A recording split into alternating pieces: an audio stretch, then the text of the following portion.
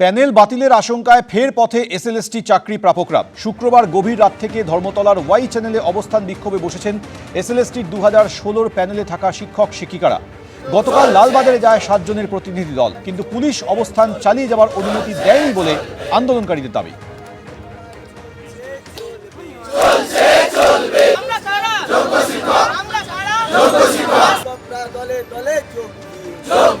ঐশী মুখোপাধ্যায় এই মুহূর্তে সরাসরি রয়েছে আমাদের সঙ্গে। ঐশী, পুলিশ তো অনুমতি দেয়নি বলে বিক্ষোভকারীরা দাবি করছেন, সেক্ষেত্রে এবার তারা কি করবে?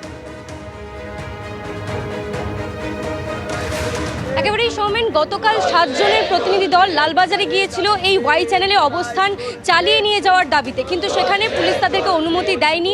তা সত্ত্বেও কিন্তু 2 রাত কেটে গিয়েছে, তারা কিন্তু সেই আন্দোলন চালিয়ে যাচ্ছেন, প্রতিবাদ চালিয়ে যাচ্ছেন এবং নিজেদের দাবিতে অনড় থেকে তারা তাদের প্রতিবাদে দৃঢ় প্রতিজ্ঞ হয়ে রয়েছেন। গতকাল তো পুলিশ আপনাদেরকে পারমিশন দিল না এখানে বসার, এরপরে কিভাবে ভাবছেন? দেখুন, পুলিশের কাজ করবে, কিন্তু আমাদের তো জীবন জীবিকা বাঁচানোর লড়াই। তাহলে এই লড়াইয়ের কাছে অন্য কিছু বড় হয়ে উঠতে পারে না। আমরা আমাদের লড়াই চালিয়ে যাব। আমাদের ন্যায় দাবির যে ন্যায় বিচারের যে একটা আশা প্রত্যাশা, সেটা খারাপ কিছু নয়। আমরা চাইছি ন্যায় বিচার, আর এটা আমরা শান্তিপূর্ণভাবেই করছি এক জায়গায় অবস্থান করে।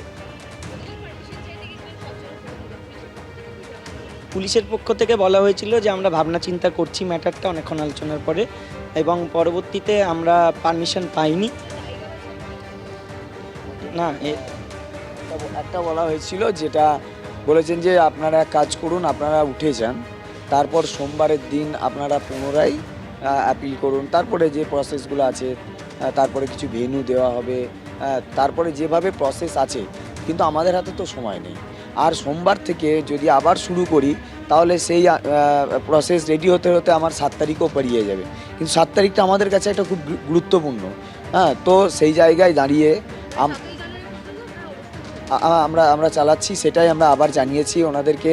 আমরা রিকোয়েস্টও করেছি, যাতে, কারণ আমরা বারবার ওনাদেরকে রিকোয়েস্ট করছি, আমরা এখানে এমন একটা জায়গায় অবস্থান করছি। দেখো সৌমেন, 7 তারিখে সুপ্রিম কোর্টে শুনানি রয়েছে এবং তার আগে পর্যন্ত তারা বলছেন যে এসএসসির কাছে আবেদন করে, রাজ্য সরকারের কাছে আবেদন করে, সঠিক কৌশলী নিয়োগ করে তাদের যে বক্তব্য তা সুপ্রিম কোর্টে পেশ করার জন্য তারা যে প্রতিবাদে নেমেছে, সেই প্রতিবাদ, সেই দাবি দেওয়া তারা চালিয়ে যাবেন এবং 7 তারিখ শুনানির দিকে তারা তাকিয়ে রয়েছে। সৌমেন, ধন্যবাদ ঐশী। অন্যদিকে গতকাল কেন্দ্রীয় শিক্ষা প্রতিমন্ত্রীর দ্বারস্থ হয়েছিলেন 2016 এসএসসি চাকরি প্রাপকরা। সুকান্ত মজুমদারের সঙ্গে সাক্ষাৎ করেন তারা। আন্দোলনকারীদের পাশে থাকার বার্তা দিয়েছেন সুকান্ত মজুমদার। বারবার প্রমাণিত হচ্ছে মমতা বন্দ্যোপাধ্যায় অযোগ্যদেরকে এই যোগ্যদের ঘাড়ে বন্দুক রেখে বাঁচানোর চেষ্টা করছেন।